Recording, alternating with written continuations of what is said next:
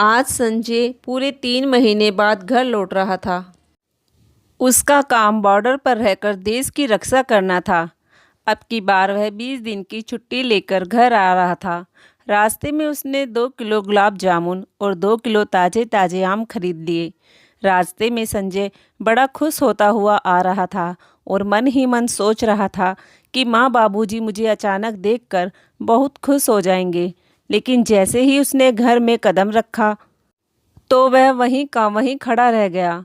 अपने माँ बाबूजी को इस हालत में देखकर संजय की आंखों में आंसू आ गए। उसके बाबूजी उसकी पत्नी के आगे हाथ जोड़कर खड़े हुए थे और उसकी माँ आंगन में आंखों में आंसू लिए ढेर सारे बर्तन मांज रही थी। बहू, हम लोगों को बुढ़ापा आ गया है, अब हमसे इतना काम नहीं हो पाता, अब शरीर में इतनी जान नहीं रही, कहते हुए रामेश्वर जी की आंखों में आंसू आ रहे थे।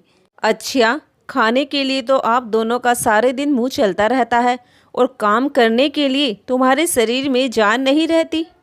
अब रो कर करो चाहे हंस कर करो, घर के काम तो आप दोनों को ही करने पड़ेंगे। अगर काम नहीं करोगे तो फिर खाने को भी नहीं मिलेगा।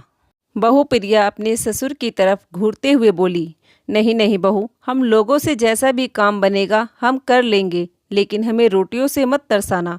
बहू कमर पर हाथ रखते हुए बोली, अब आए ना लाइन पर, ये लो झाड़ू और पूरे आंगन में लगा दो। जैसे ही प्रिया ने रामेश्वर जी की तरफ झाड़ू बढ़ाई तभी संजय ने आगे बढ़कर पत्नी के गाल पर थप्पड़ों की बरसात कर दी। कुछ देर तक तो प्रिया की आंखों के आगे अंधेरा छाया रहा।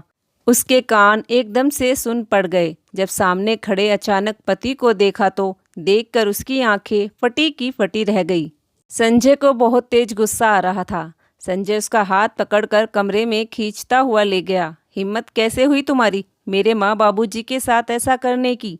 मेरे पीठ पीछे मेरे माँ बाबूजी पर तुम कितना अत्याचार करती हो, यह सब आज मैंने अपनी आंखों से देख लिया है। क्या इसी दिन के लिए मैं तुम्हें शादी करके इस घर में लेकर आया था कि तुम मेरे माँ बाप की सेवा करने की बजाय उल्टी अपनी सेवा उनसे करवाओगी? शादी से पहले तो तुमने बड़े बड़े वादे किए थे कि तुम्हारे माँ बाप की खूब सेवा करूंगी, उन्हें पूरा मान सम्मान दूंगी, लेकिन आज सच्चाई मेरे सामने आ गई है कि तुम किस तरह की औरत हो। प्रिया चिल्लाते हुए बोली, बस करो, मुझे ज़्यादा ज्ञान देने की ज़रूरत नहीं है। मैंने तुमसे वादा किया था तो इसका मतलब यह नहीं कि मैं तुम्हारे माँ बाप की नौकरानी बनकर रहूंगी। खुद तो तुम वहाँ बॉर्डर पर जाकर बैठ गए और ये बूढ़े बुढ़िया मेरी छाती पर छोड़ दिए मूंग दलने के लिए। रात दिन उनकी सेवा में लगे रहो, इन्हें खाना बना बना कर खिलाते रहो। अरे जीना हराम कर दिया है तुम्हारे माँ बाप ने मेरा, अब मैं इन्हें और बर्दाश्त नहीं कर सकती। रामेश्वर जी और जानकी जी बाहर खड़े खड़े सब सुन रहे थे। आज बेटा कितने महीने बाद घर आया है, उसमें भी घर में शांति नहीं। हमारी वजह से बहू बेटे को भी नहीं जीने देगी। घर में हो रहे कलेश को देखते हुए रामेश्वर जी और जानकी जी ने अपने बैग में 2-2 जोड़ी कपड़े रखे और आंखों में आंसू लिए घर से जाने लगे। तभी संजय भी बाहर आ गया।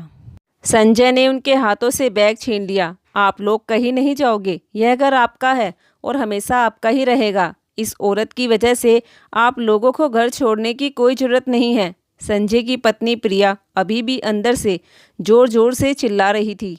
रामेश्वर जी अपने बेटे से बोले, बेटा तू हमारी वजह से झगड़ा मत कर, तुम्हारी तो अभी जीवन की शुरुआत हुई है।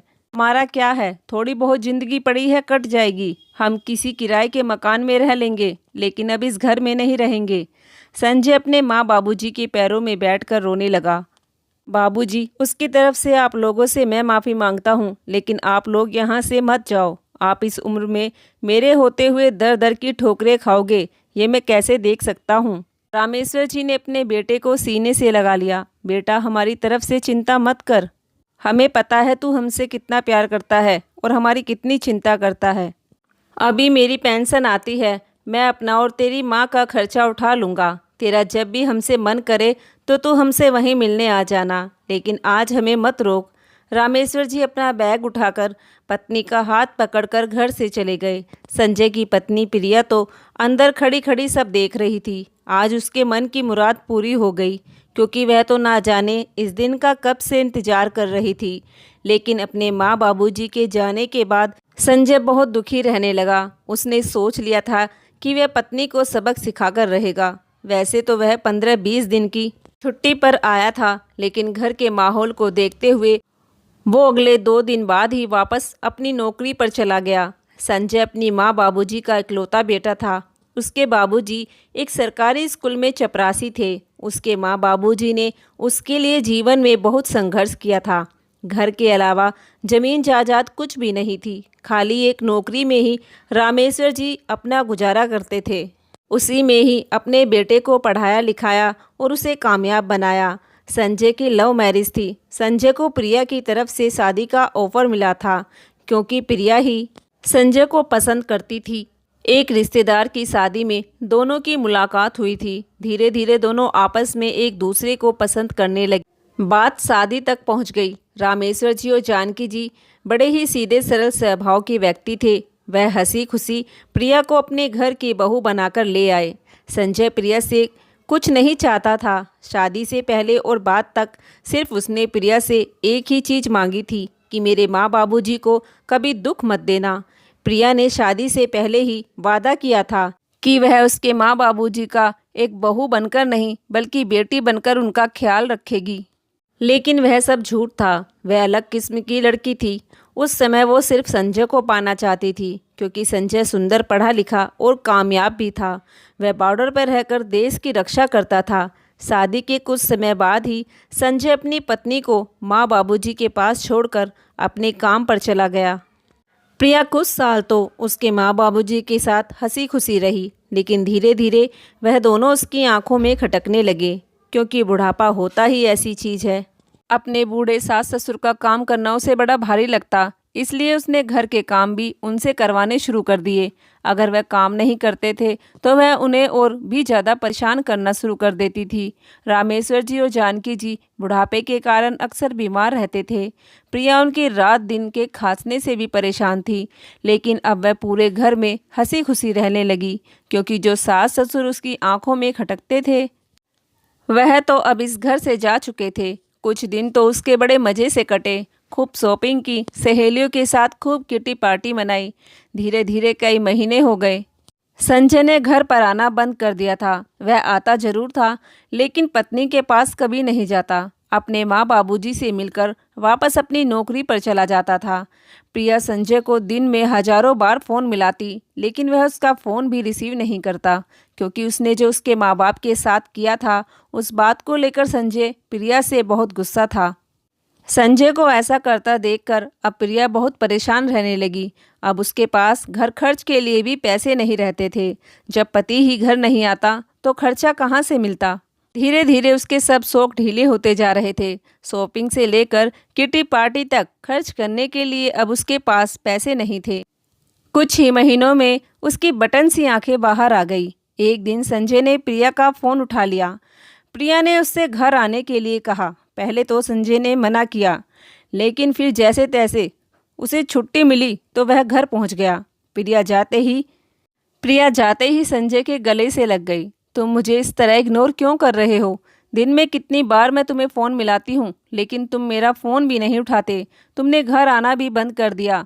घर खर्च के लिए 1 रुपया भी मेरे पास नहीं है। तुम्हें पता है मुझे कितनी परेशानी होती है। संजय प्रिया को दूर धक्का देते हुए बोला, अभी तो यह शुरुआत है। अभी तो आगे आगे तुम्हें क्या क्या भुगतना पड़ेगा यह तुम नहीं जानती। बुढ़ापे में मेरे माँ बाप को तुमने किराए पर रहने के लिए मजबूर किया, उसकी भरपाई तो तुम्हें करनी पड़ेगी। अब मेरे पास तुम्हें खर्चा देने के लिए कुछ भी नहीं है।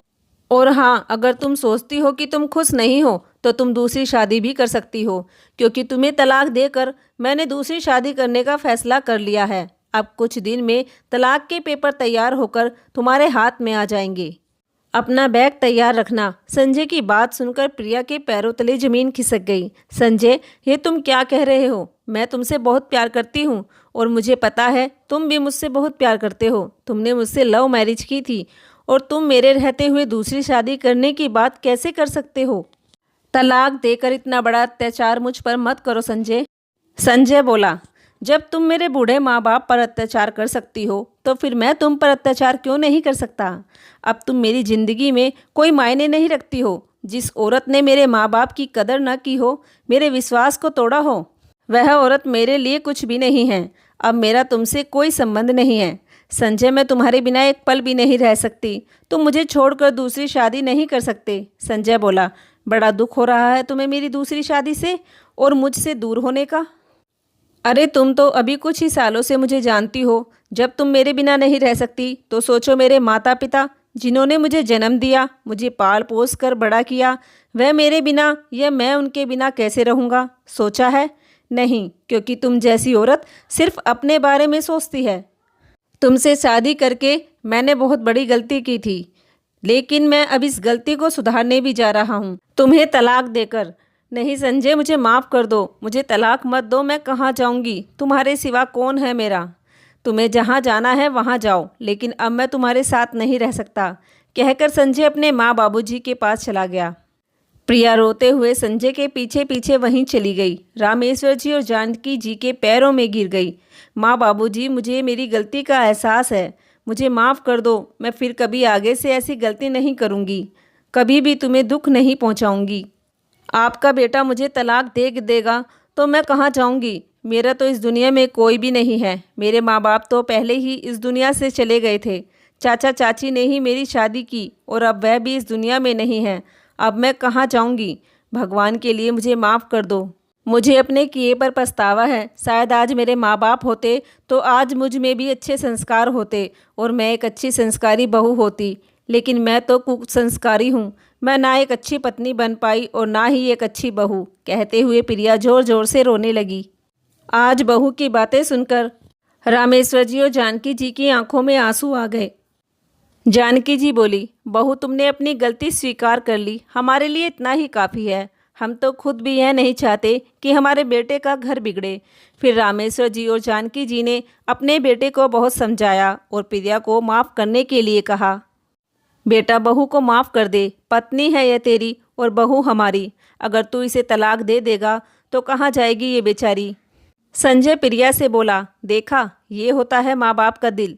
तुमने उनके साथ गलत किया, कभी इन्हें माँ बाप जैसा प्यार नहीं दिया, और तो और तुम्हारी वजह से इन्हें घर छोड़ना पड़ा। फिर भी आज इन्होंने तुम्हें माफ़ कर दिया। मैं अपने माता पिता से बहुत प्यार करता हूँ, हमेशा इन्हें खुश देखना चाहता हूँ और इनके कहने पर ही मैं तुम्हें पहला और आखिरी मौका दे रहा हूँ। अगर फिर भी तुमने गलती की तो मेरा फैसला तुम सुन ही चुकी हो। अगली बार तुम्हें मौका नहीं, सीधे तलाक के पेपर हाथ में मिलेंगे। आज संजय के एक फैसले ने ही प्रिया के होश ठिकाने लगा दिए थे। आज प्रिया ने कसम खा ली कि फिर कभी अपने सास ससुर पर अत्याचार नहीं करेगी, हमेशा उनका मान सम्मान करेगी, कभी भी उन्हें किसी तरह का कष्ट नहीं पहुंचाएगी। दोस्तों, एक औरत ये कैसे भूल जाती है कि जिस इंसान के साथ हम 7 फेरे लेकर आए हैं वह उसका पति होने से पहले एक बेटा भी है। आने वाले समय में आखिर उस औरत को भी तो सास बनना है, बुढ़ापा तो उसे भी आना है। इसलिए दोस्तों, ऐसे बुरे कर्म मत कीजिए कि आगे चलकर हमें उन बुरे कर्मों की सज़ा भुगतनी पड़े। दोस्तों, अगर आप लोगों को ये कहानी पसंद आई हो तो प्लीज़ एक लाइक कीजिए, शेयर कीजिए और कमेंट करके हमें बताइए और चैनल को भी सब्सक्राइब कर लीजिए। धन्यवाद।